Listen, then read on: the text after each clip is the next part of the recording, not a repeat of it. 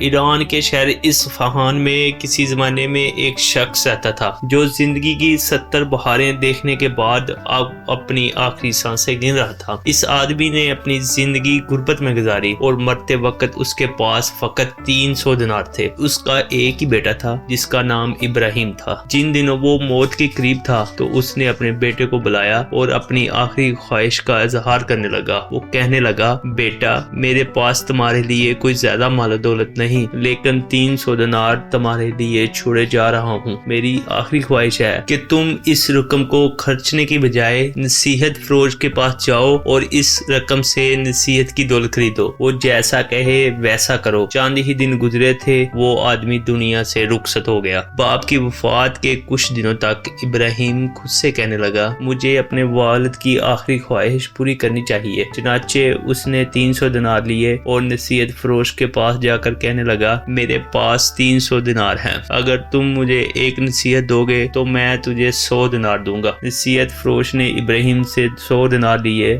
اور کہنے لگا، سردیوں میں جب آسمان پر بادل ہوں تو باہر کبھی نہ جانا۔ بس اتنا کہنے کے بعد وہ خاموش ہو گیا۔ ابراہیم اب خود سے کہنے لگا، 100 دینار میں بس اتنی سی بات؟ اس نے دل میں سوچا، ایک اور کوشش کرتا ہوں، اس مرتبہ یہ ضرور کوئی خاص بات بتائے گا۔ میرے پاس 100 دینار اور بھی ہیں، میں وہ بھی تمہیں دوں گا، مجھے کوئی اچھی سی نصیحت کرو۔ پھر اس نے رقم نکالی اور نصیحت فروش کہنے لگا، جب بھی تم کسی کبوتر، کتے اور بلی کو فروخت ہوتا دیکھو تو ان کو خریدو، چاہے قیمت جو بھی ہو، اور ان کا اچھے سے خیال رکھو۔ اس نے مزید کچھ نہ کہا اور پھر خاموش ہو گیا۔ ابراہیم نے آخری 100 دینار بھی نکالے اور نصیحت فروش کو دے دیے۔ اس مرتبہ نصیحت فروش کہنے لگا، کبھی کسی کو اپنے راز مت بتانا اور کبھی کسی باہر کی عورت کو اپنے گھر داخل مت ہونے دینا۔ اس نے اتنا کہا اور پھر سے خاموش ہو گیا۔ ابراہیم اپنی ساری دولت اس نصیحت فروش کو دے کر گھر روانہ ہو گیا۔ کچھ وقت گزرا اور جب سردیوں کا موسم آیا تو ابراہیم نے اپنے دوستوں کے ساتھ ایک جگہ سفر کرنے کا ارادہ کیا۔ ان کے راستے میں ایک مشکل اور خطرناک پہاڑ تھا۔ ان دوستوں نے سفر کی تیاری کی، لیکن جب سفر پر روانہ ہونے لگے تو آسمان کی طرف دیکھا تو بادل کا ایک ٹکڑا نظر آیا۔ ابراہیم کو اپنی خریدی ہوئی نصیحت یاد آ گئی اور وہ خود سے کہنے لگا، میں نے 300 دینار میں نصیحتیں خرید رکھی ہیں، لگتا ہے اب ان پر عمل کرنے کا وقت آ گیا ہے۔ وہ اپنے دوستوں سے کہنے لگا، آج سفر نہیں کرتے، ہم کل صبح روانہ ہوں گے۔ لیکن دوست کہنے لگے، ابھی تو موسم ٹھیک ہے، اگر تم آنا چاہتے ہو تو آؤ، ورنہ ہم جا رہے ہیں۔ ابراہیم نے جواب دیا، میں ابھی نہیں جا رہا، تم لوگ اپنی مرضی کے مطابق جاتے ہو تو جاؤ۔ اس کے دوست کہنے لگے، ڈرپوک کہیں کا، جاؤ تم گھر واپس جاؤ۔ یہ کہنے کے بعد وہ تینوں دوست سفر پر نکلے اور پہاڑ کی گھاٹی کے سرے پر جا پہنچے۔ وہاں انہوں نے دیکھا کہ اچانک ایک بادل اٹھا اور موسم خراب ہونے لگا، بجلی کڑکی اور ایک برفانی طوفان آیا۔ بدقسمت مسافر راستہ بھٹک گئے اور طوفان کی زد میں آ کر وہیں مارے گئے۔ جب صبح ہوئی تو آسمان صاف ہو گیا اور ہوا گرم اور خوشگوار ہو گئی۔ ابراہیم نے سفر شروع کیا اور پہاڑ کی طرف روانہ ہوا۔ وہاں پہنچ پر اس نے دیکھا کہ اس کے تینوں دوست برفانی طوفان میں مارے جا چکے ہیں۔ وہ ان کے قریب گیا اور ان کا جائزہ لینے لگا۔ اس نے دیکھا کہ ہر ایک کے پاس 100 دینار کا تھیلا موجود تھا۔ اس نے وہ رقم لی اور اپنی منزل کی طرف روانہ ہو گیا۔ اب ابراہیم نے دیکھ لیا کہ پہلی نصیحت سچ ثابت ہو چکی تھی۔ اگر اس نے باپ کی کہی بات پر عمل نہ کیا ہوتا، نصیحت نہ خریدتا، تو وہ بھی ان کے ساتھ جاتا اور ان کے ساتھ ہی مارا جاتا۔ لیکن وہ نہ صرف اپنی منزل تک بحفاظت پہنچا، بلکہ اس نے نصیحت فروش کو جو رقم دی تھی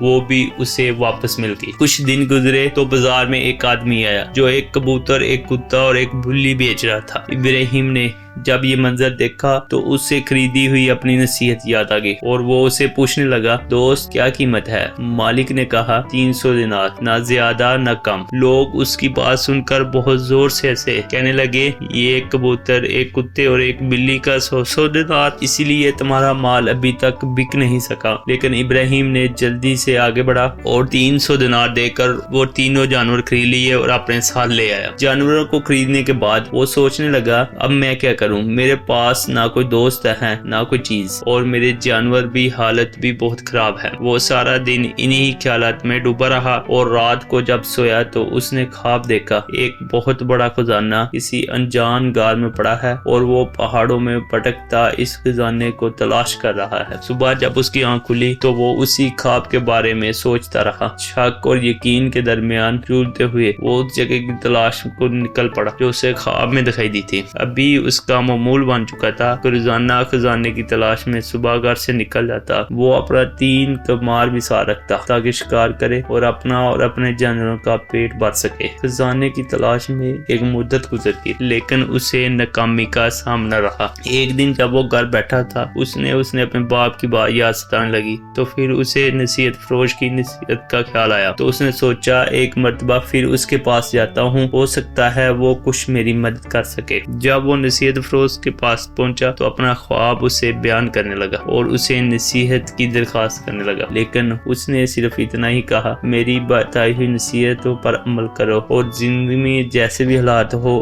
ہمت نہ ہارنا۔ یہ کہنے کے بعد نصیحت فروش خاموش ہو گیا اور ابراہیم وہاں سے گھر لوٹ آیا۔ ایک دن حسب معمول ابراہیم جب غار سے خزانے کی تلاش میں نکل گیا تو اس کا کبوتر پنجرے سے نکل کر آزاد ہو گیا اور وہاں سے اڑان بھر گئی۔ جب بلی نے یہ منظر دیکھا تو وہ بھی کبوتر کے پیچھے پیچھے بھاگنے لگی اور بہت جلد دونوں وہاں سے بہت دور نکل گئے۔ جب ابراہیم گھر واپس آیا تو بلی اور کبوتر کو غار سے غائب دیکھ کر بہت پریشان ہوا، لیکن رات بہت ہو چکی تھی۔ اس نے فیصلہ کیا کہ صبح ان کو تلاش کریں گے۔ وہ ساری رات یہ سوچتا رہا، میرے اس خواب نے خزانہ تو نہ دیا بلکہ مجھے تھکا دیا، اور میری بلی اور کبوتر بھی جاتے رہے۔ جب صبح کی پہلی کرن نے آسمان کو منور کرنا شروع کیا تو اس نے اپنے کتے کو ساتھ لیا اور بلی اور کبوتر کی تلاش میں نکل پڑا۔ اس کا کتا سونگتے اور کھوج لگاتے پہاڑوں کی طرف بڑھتا گیا اور ایک غار کے سامنے جا کر رک گیا۔ ابراہیم نے جب اس غار نے دیکھا تو حیران رہ گیا، کیونکہ یہ وہی غار تھی جسے وہ اسے خواب میں دیکھا۔ جب وہ اندر گیا تو نہ صرف وہاں بلی اور کبوتر موجود تھے بلکہ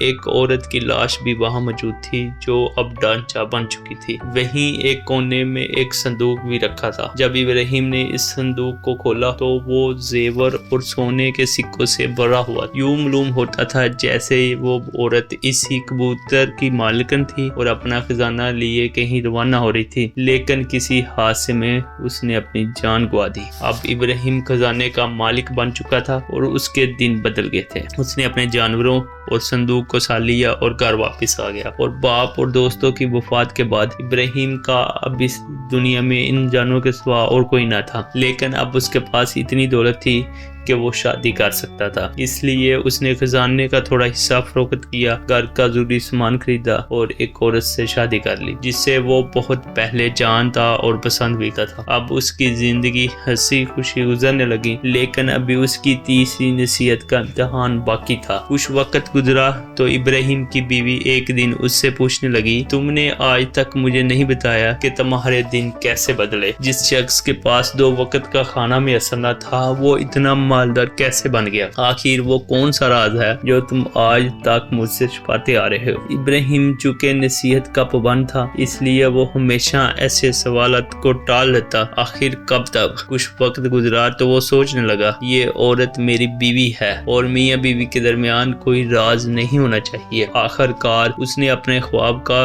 اور خزانے کا سارا واقعہ بیوی کو بتا دیا۔ زندگی چلتی رہی اور وقت یوں ہی گزرتا رہا۔ اتفاق سے اسی شہر میں ایک مکار بڑھیا رہتی تھی جو ٹھگوں کے ایک گروہ کی سردار بھی تھی۔ اسے بھی اس خزانے کا علم ہو چکا تھا اور اس کی نظر اب ابراہیم کی دولت پر تھی۔ بڑھیت نے ایک چال چلی اور فقیرنی کا روپ دھار کر ابراہیم کے دروازے پر جا پہنچی۔ جب ابراہیم گھر پر نہیں تھا تو اس نے دروازے پر دستک دیا اور اس کی بیوی کے سامنے بے ہوش ہونے کا ڈرامہ رچانے لگی۔ ابراہیم کی بیوی رحم دل تھی، وہ اسے اندر لے آئی اور اس بڑھیا کی خدمت کرنا شروع کر دی۔ اب اس مکار بڑھیا نے معمول بنا لیا تھا کہ جب بھی ابراہیم گھر پر موجود نہ ہوتا تو وہ اس کی بیوی سے ملنے چلی جاتی۔ اس نے اپنی لبکی لپٹی باتوں سے ابراہیم کی بیوی کا بھروسہ جیت لیا اور اسے خزانے کا راز اگلا لیا، وہ راز جس کی تلاش میں وہ بڑھیا فقیرنی بنے تھکے کھا رہی تھی۔ اسے جیسے ہی معلوم ہوا